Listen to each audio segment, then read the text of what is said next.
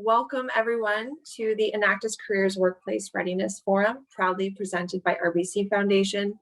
Thank you so much for joining us today. My name is Brittany Johnson, and I'm the Manager of Partnerships at Enactus Canada. On behalf of Enactus Canada and RBC Foundation, I am pleased to welcome all of you here today.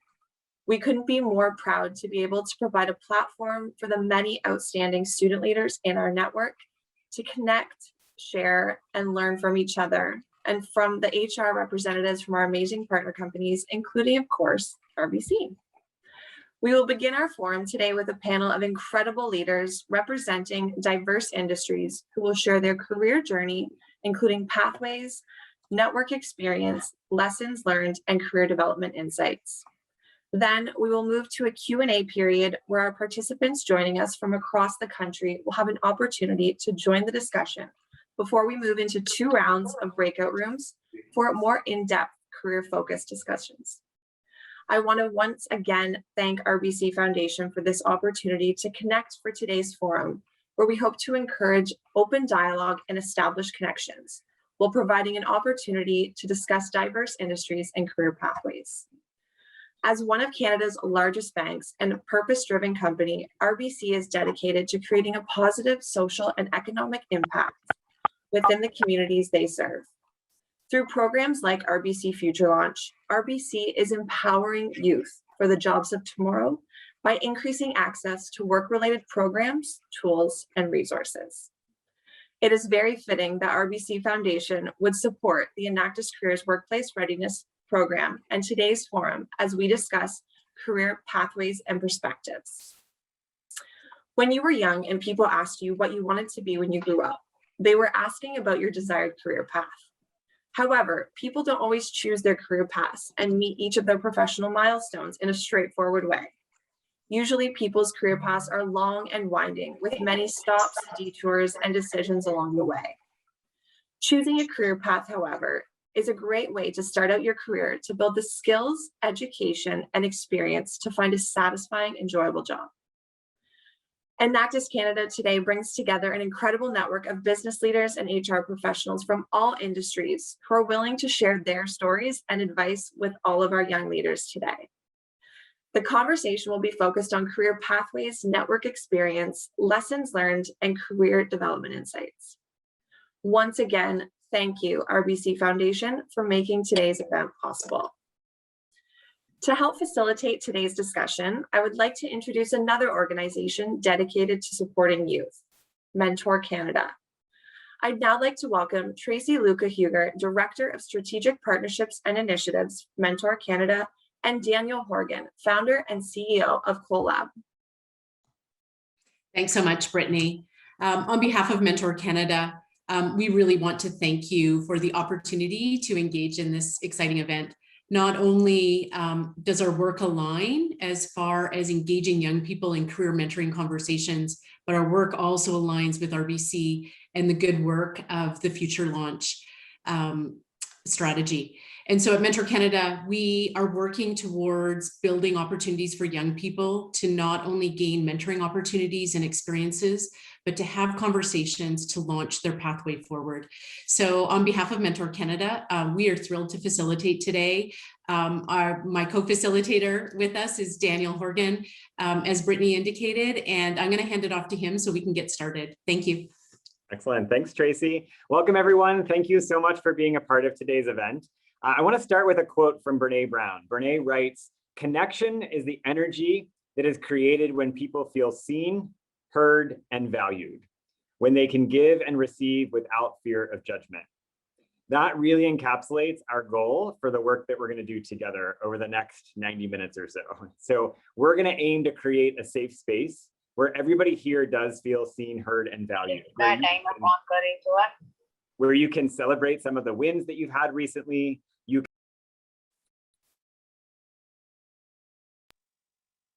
I think I just got muted.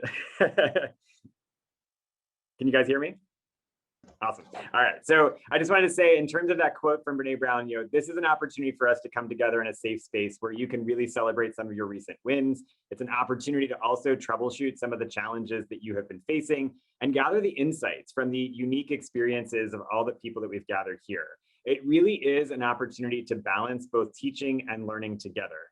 So regardless of where you are on your career journey, this is an opportunity for us to take some time to share our own stories and be open to learning from the stories of others that are being shared as well. The way that we're going to run today's program is we're going to have an amazing Pathways and Perspectives panel with 3 incredible leaders that I'm about to introduce you to.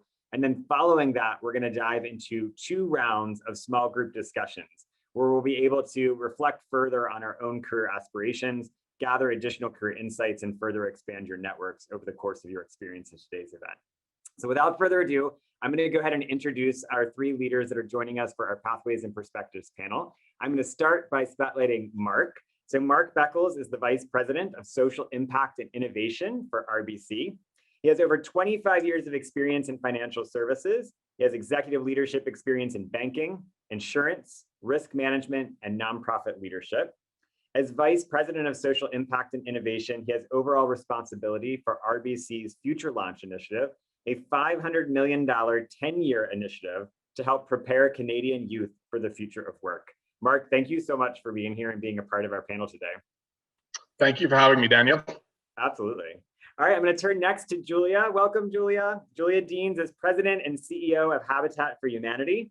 With degrees from Queen's Columbia and Osgoode Hall Law School, Julia practiced law with Torrey's LLP in Toronto and Hong Kong, and built a legal recruitment business in Singapore before becoming a nonprofit CEO with Civic Action, Futurepreneur Canada, and the Canada Children's Literacy Foundation.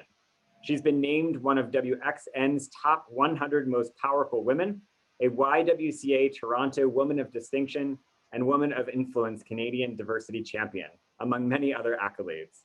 Julia is also on the boards of Investico Capital, George Brown College, and the Canada Post Community Foundation. Thanks again, Julia, for being here. And I would also like to introduce you to Steve Dryborough, Head of HR for Johnson & Johnson and Canada. As part of the largest healthcare organization in the world, Steve helps shape the engagement, development, and overall experience of employees across the country. Prior to joining Johnson & Johnson, Steve spent many years at Unilever in a variety of HR business partner and project management roles. He has a commerce degree from McMaster University and an MBA from Wilfrid Laurier University. Welcome, Steve, and thanks again for being a part of our panel today. Great to be here, thanks. So we have a limited amount of time, and we're going to try to get in as many questions as we can. I do want to just start off by saying I'm going to ask a few questions of our panelists, but as you're listening to their insights and hearing their experiences, if you have questions that come to mind, please drop those in the chat box. And we're going to leave some time towards the end to revisit those questions that you've posted and try to get as many of them covered as possible. So don't be shy about dropping them over there in the chat box. Mark, I'm going to start with you. And our first question, we're going to give each of our panelists about 3 minutes just to share. This is a hard task. 3 minutes, share a little bit about your career story, all the twists and the turns, the things that have gotten you to where you are today. So Mark, we'll let you kick us off. Thanks, Daniel, and welcome guests, and so happy to be with you today. I would start by saying that, when I first thought of careers, I initially wanted to be a lawyer. Very much like my friend Julia, I wanted to be a lawyer. And of course, realized that that was going to take a long time. I was going to have to spend a lot of time in school. And of course, I at that time did not like school. I was raised in Barbados, and the expectation was you were going to be a lawyer, a doctor, or a priest. And I wasn't going to be a priest in any way, shape, or form. So I landed on lawyer. Decided, that I wasn't going to go directly to university after high school to be a lawyer. And so my mother got me my first job, which was in the office of the Prime Minister of Barbados, and found myself in that role licking stamps, opening letters and licking stamps, literally licking stamps. And so it very quickly occurred to me that that was not going to be a career of choice for me either. And of course, I still didn't want to go to school. And so I then transitioned from the government of Barbados to the insurance industry. And that's where I began to find my passion as an underwriter, as a claims adjuster, as a risk manager, as a broker. Did a number of different roles in that space. And it was during that time that I actually went back to school and really began to, seize the opportunity around, becoming a certified risk manager at a time when risk management was still sort of a fledgling discipline within financial services. And that allowed me to travel the world and to really see the world and experience different situations in a way that, when the time came, I was able to transition from the insurance sector into the nonprofit sector, where I then had the opportunity to, among other things, work for the Nelson Mandela Children's Fund. And the lessons I learned there over 5 years allowed me to come back to corporate and, of course, to be in the role that I am in today. And that now has allowed me to speak the language of corporate Canada to the nonprofit sector, while also being able to speak the language of the nonprofit sector to corporate Canada. If I were to summarize it, it would be to say, even if the roadmap isn't clear, trust the compass. In other words, have a good sense of where you want to go. The path is not always going to be straight. In fact, in the context of careers, the path is never straight.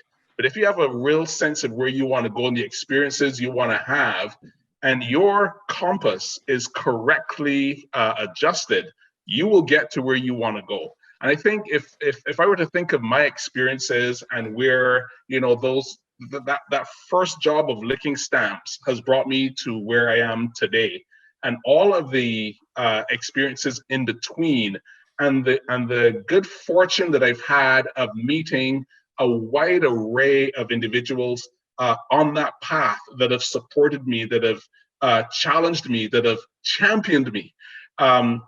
If I had to do it all over again, I would, because I am a better person for it. I can relate to different people and different experiences across a wide spectrum of situations. And it also allows me to bring my authentic self to this role that I am privileged to execute on behalf of RBC. So, I'll stop there and perhaps turn it back to you, Daniel. Yeah, absolutely. Mark, what I love about what you shared too is this lesson of always be learning.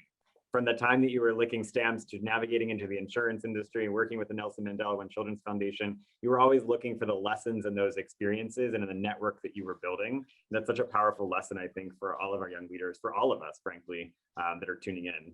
So thanks, Mark. I'm definitely going to come back and dig into some of that in a little bit. Julia, I want to turn to you and ask you the same question the next 3 minutes or so. Share a little bit about your career story, all those twists and turns along the way. Well, thank you. And thanks for having me. Lots and lots of twists. I think Mark and I are similar in having reinvented ourselves a lot of times, and which is what most people on this call are going to do. Lots of career reinventions. For me, the strand has been I love to build, I love to connect, and more than anything, I like to see people achieve their full potential. So I started out thinking I was going to be prime minister, and I had a dose of being an intern at Queen's Park, and I hated partisan politics. So that was the end of that. But I love public service. So I did joint degrees in law and public administration and decided to try practicing law. I went to Torrey's, which is the best firm I could get into, a big Bay Street firm. And I am a firm believer that it's good to have an experience in your life working in a mainstream organization. You may never do things that way again, but at least you know what good looks like. So I did that at Torrey's in Toronto, and then moved to Hong Kong. Like Mark, I love to travel and got qualified as a lawyer there.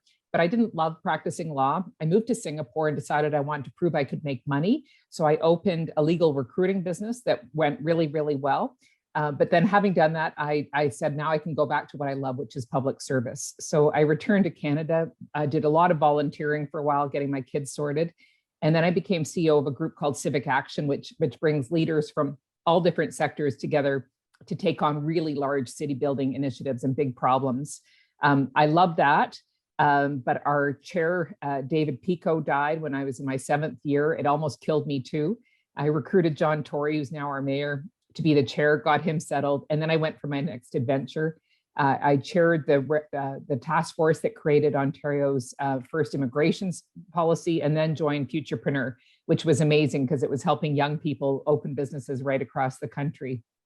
That went very well. Built that. We helped increase the numbers of people we helped by about 70%. And then I got ready for my next adventure and went to help launch the new Canadian Children's Literacy Foundation, which had the mission of making our children the most literate in the world. I love that.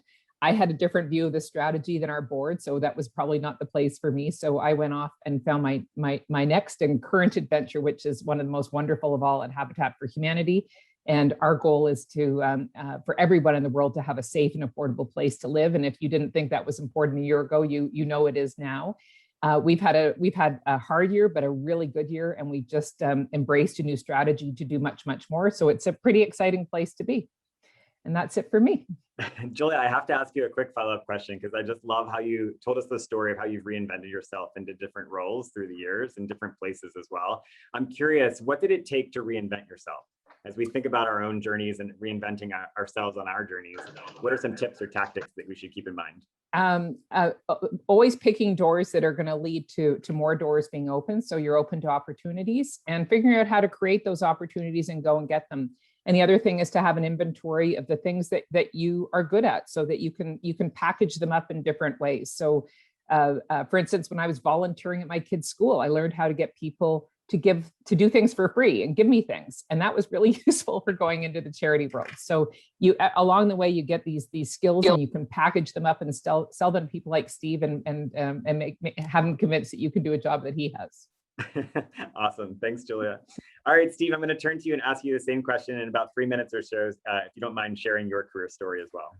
Yeah, no problem. Thanks, Dan. Great to be here, and definitely humbled by my co-panelists here. So probably like many of you on the phone, or maybe not, who knows, or on the line, I graduated from McMaster with a commerce degree and had zero idea what I wanted to do with my career. Nothing. I ended up sorry, Mark, ended up in insurance for a little bit, and it's a fine place to be, but it wasn't quite for me. But what happened while I was there, which was interesting, was we were acquired. So we went through an acquisition of a larger organization, bought us, and it was, in my mind, not a very well organized or run process. And it was fascinating to see the impact for me on human capital, right? And so just from engagement with employees and retention issues as a result, and overall productivity just going down as a result of how employees were managed through this. And I thought there has to be a better way to manage human capital in a business, in an organization. This is crazy. So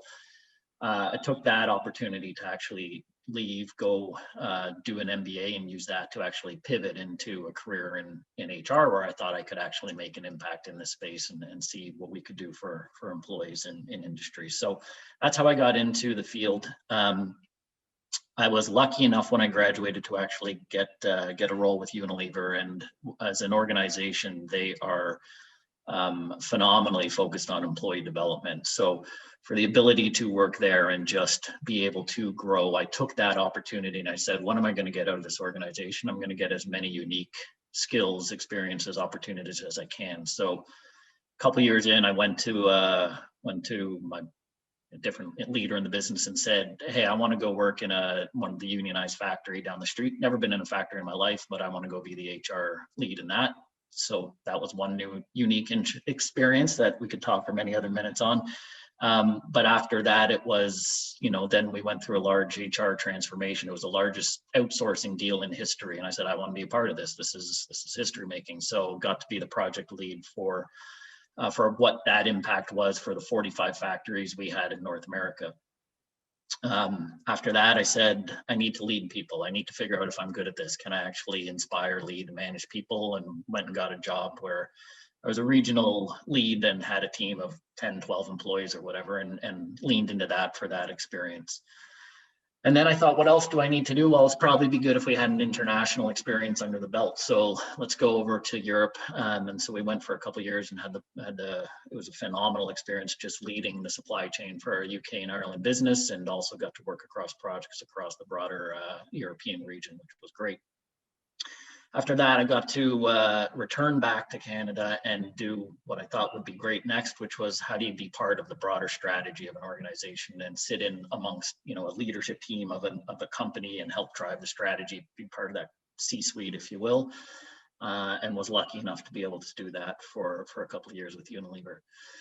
Then started thinking it's probably time I tried something other than consumer goods, as in this theme of always trying to diversify yourself and find different experiences. And as life will always do, it throws you curveballs. We ended up having some health issues in our family, in my immediate family, which made us really step back for a second and to actually go through the healthcare system and see how that impacts in the families and the patients, and how you are managed through that process, and the work that these people do to help everyone was unbelievable. And so that started to tweak a little bit of purpose and what I'd like to do going forward, and thought, okay, I'm going to pivot into something to do with healthcare, and started focusing on where that would take me. And ultimately ended up here, which, Johnson & Johnson, the largest healthcare organization in the world, with, trying to basically change the trajectory of healthcare for people everywhere, which is about as close to, aligning to a purpose around healthcare as you can get. And it's just phenomenal to see the impact you have on patients and doctors and nurses. It's just a different level of fit, purpose, reward, etc. And so lucky enough to actually lead the work here in Canada. So as I said, as you introduced, just what we can lean into for our employees here. How do we engage them, particularly over years like this, where unprecedented in history for most of us. How do we keep our employees engaged? How do we develop them? How do we make sure that we're doing what we can for them? And it's been an interesting, challenging, and definitely educational year for myself. So that's where we are now. I'll leave it at there. Absolutely. Thanks, Steve. I mean, just putting an exclamation mark against a trend that I'm seeing across each of you, and that is that you sort of always have to be learning and growing and challenging yourself to step outside of your comfort zone, and the experiences that you take on, the opportunities that you seize, and the networks that you continually build. So pushing yourself to evaluate what are the skills that you have and how can you apply them in all sorts of different contexts, rather than just settling for something and letting it be at status quo.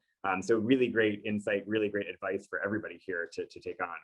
I want to go back to Mark and ask you a question. So many of our young leaders that are joining us today are getting, they're on their path to employment, or maybe already employed, and getting ready to really launch into their early stage of their career.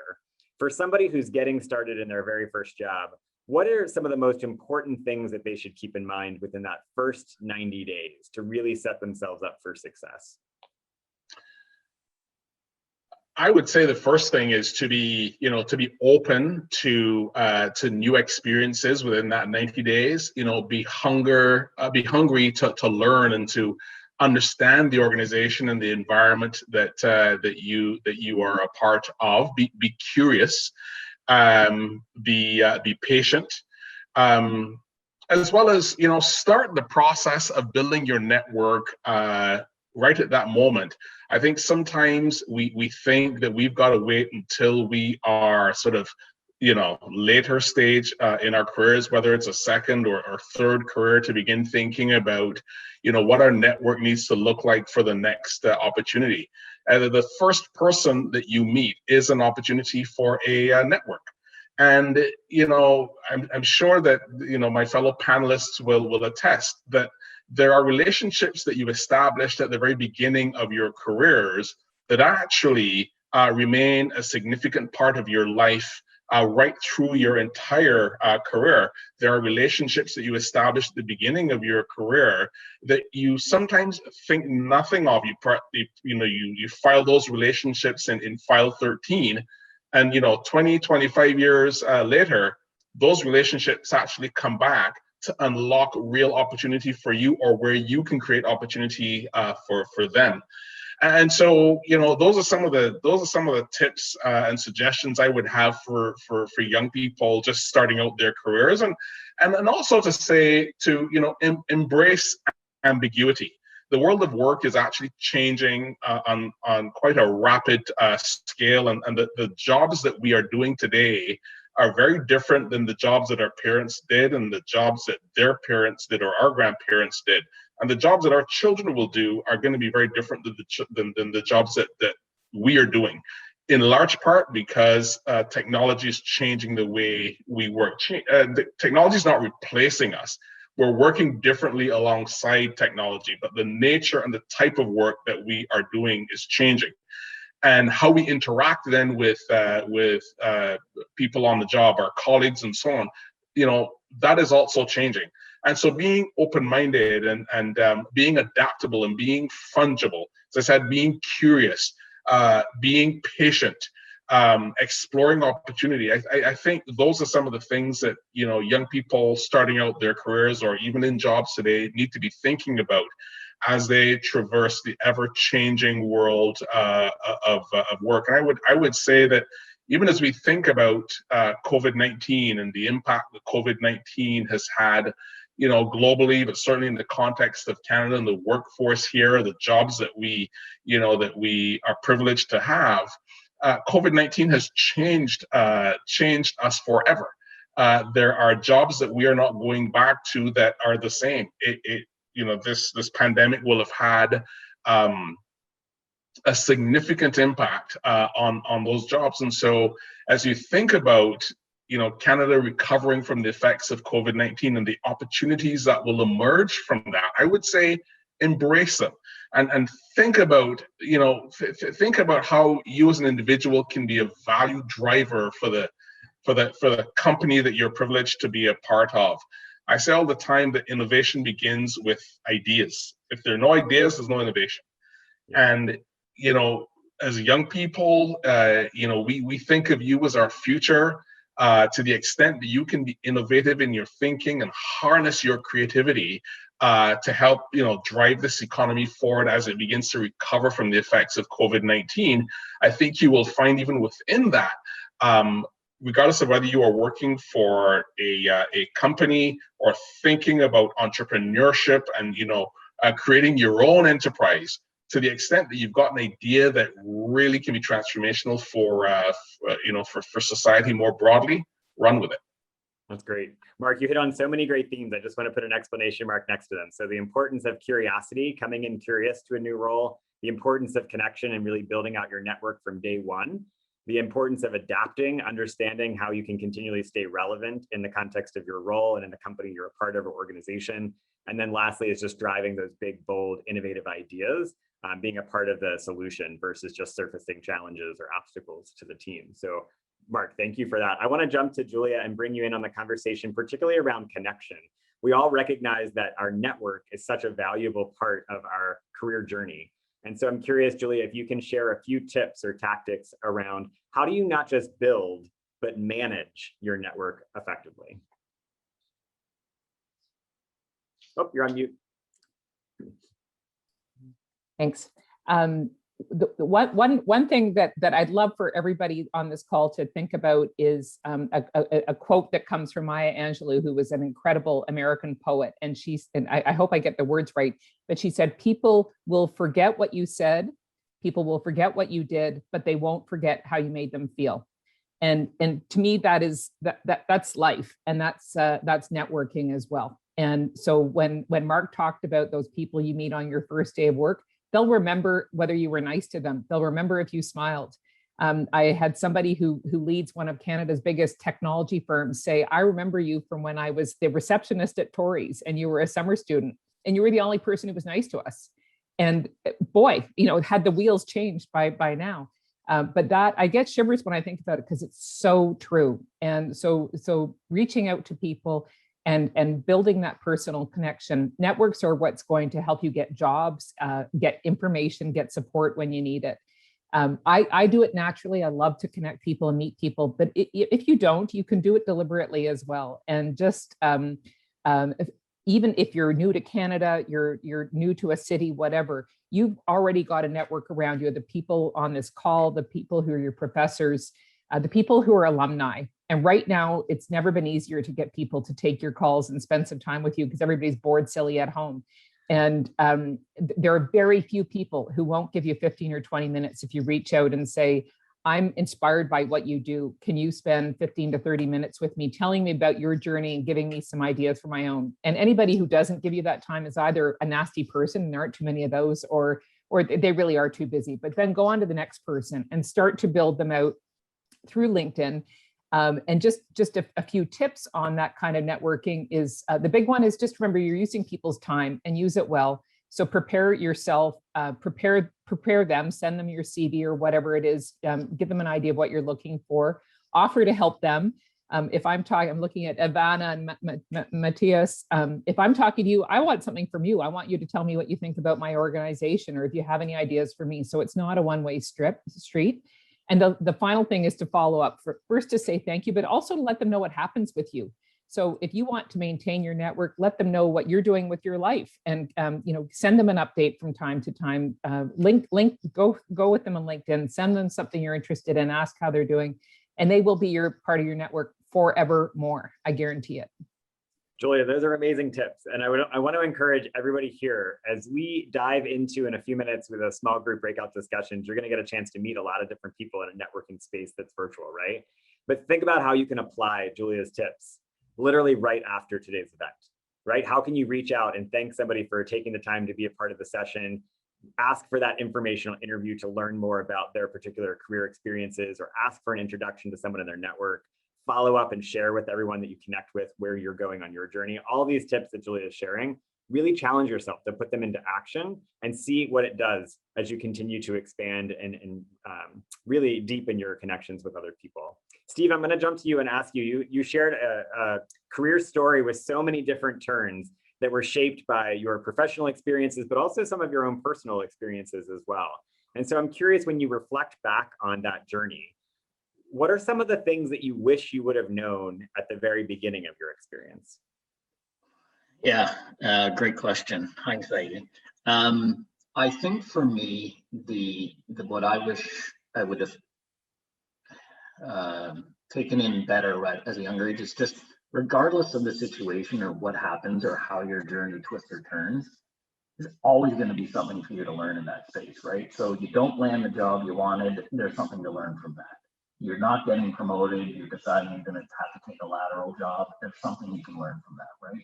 You get the boss that you're not maybe connecting with, that's not the greatest boss for you. Well, that's not the best thing, but what is it you can learn from that? And what I think I didn't do as well along my journey that I wish I had is actually spend more time literally reflecting, right? So I don't care if you keep a journal, whatever it is, but just think about, okay, I just went through this experience.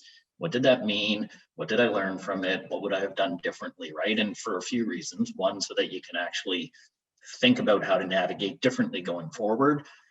Two, you're going to get interviewed at some point in time, so you got to know the answers and examples to some of those questions. But three, just to and I love how Mark sent it before earlier, how he said it before earlier, was just you've got that compass and you spent enough time knowing what really matters to you and where you're headed.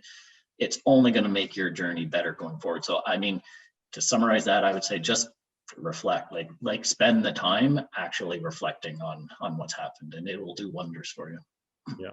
Steve, I think that's such great advice and a good tactic that everybody can again take from this conversation after today's event, to zoom out from your to-do list, everything that you're trying to navigate or hold up right now, and just reflect on what are your core values that are guiding your decisions and actions each day.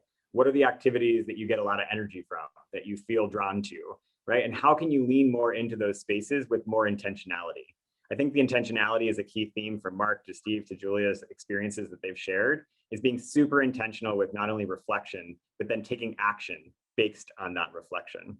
I want to call out, we have a few more minutes. I have one final question that I'm going to pose to Mark, but encourage everybody who does have questions. We can probably take a few before we transition to our small group breakout discussions. Feel free to drop those in the chat box and we'll try to get a few in before we transition. Mark, I want to come back to you and play out a scenario. So if you were to go back in time and you were to sit across the table from yourself, licking those stamps in Barbados, what is it that you would tell yourself in that moment that would be really, really helpful advice that would guide your career moving forward? Oh, that's a hard question, because licking those stamps was not fun for anyone who's ever licked a stamp. I think if I were to go back to my 18-year-old self, I would say to myself, be patient. Some of the things I've said earlier, be patient and to not be anxious, because, one of the things that we often don't admit to as we're thinking about, being early in career and so on, is that there is a level of anxiety that comes with that. We're trying to find our first job, we're trying to keep our first job, and we're trying to progress our careers, and we're trying to do those three things concurrently. And that brings with it a level of anxiety that sometimes can be crippling. And so when I talk about being patient, based on my own lived experiences, it was that, oh my God, I've made this mistake. I really should have gone to law school. What the heck do I do now? My mother's got me this job. I can't let her down. I can't lick stands forever. What am I going to do next? Do I go back to school? Do I transition to this wonderful insurance opportunity where I can actually work and go to school? All of those emotions and all of those considerations are happening all at once. And I made some mistakes along the way, I should add. So that if I had to go backward and to say to my then self, here are some of the things that you need to be mindful of. The first thing would be to be patient. It is gonna work itself out. And that is not to say be patient and suspend your ambition. It's be patient, trust the compass. It'll point you in the right direction. I love that. Thanks for sharing that, Mark. Julia, I want to jump to you. There's a couple questions in the chat box related to this, and it's, what are some of the specific skills that you think have contributed to your success? And sort of a part B is, what are the skills that you look for in others that you get the opportunity to work with?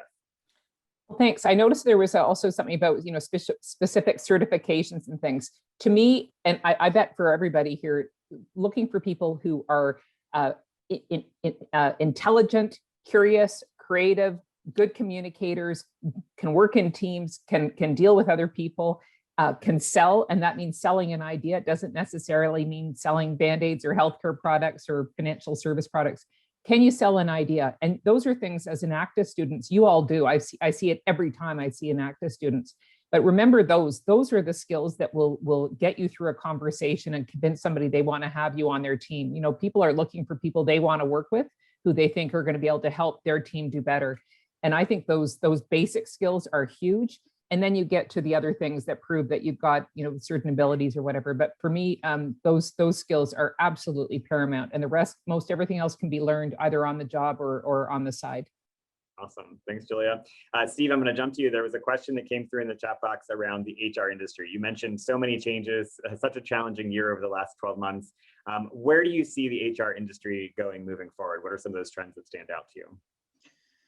Yeah, I mean, I think people hear a lot about the different things that are happening in this field, and I'm not sure anything we're dramatically new in the past year, but this is a field that's going from, how can we do everything for you as an employee to make sure your life and your work career is going well, to what are the insights, what are the data, what is the, how do we actually lean into the strategy of the business? So HR professionals now, it's much more around being able to play with analytics, and more so taking those analytics and turning it into a story, right? So how do you then influence senior leaders in your organization for this are the things you need to be thinking about?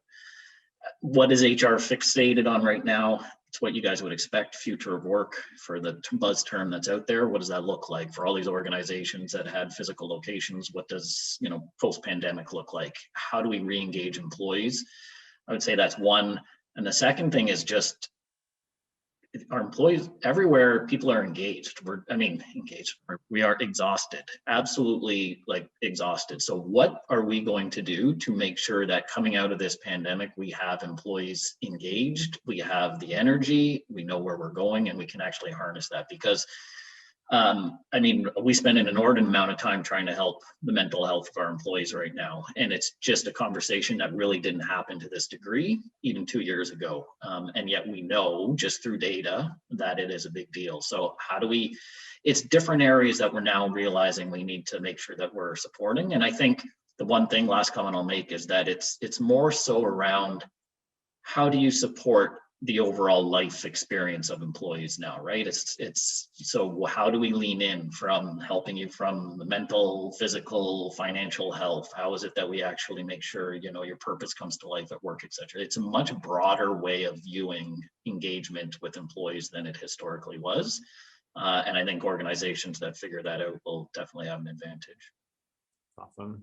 Thank you so much. So I want to make sure we have plenty of time for our 2 rounds of small group breakout discussion. So I want to stop here. I'm going to hit pause and then also acknowledge the incredible curiosity. Julia, to your point about Enactus students, there is an incredible amount of questions in this chat box, and these are not lost. What I encourage all of you to do is to take these questions into our 2 rounds of breakout discussions, because you're going to have the opportunity to interact with additional career mentors that are joining us representing diverse industries and sets of experiences as well. So please take those with you.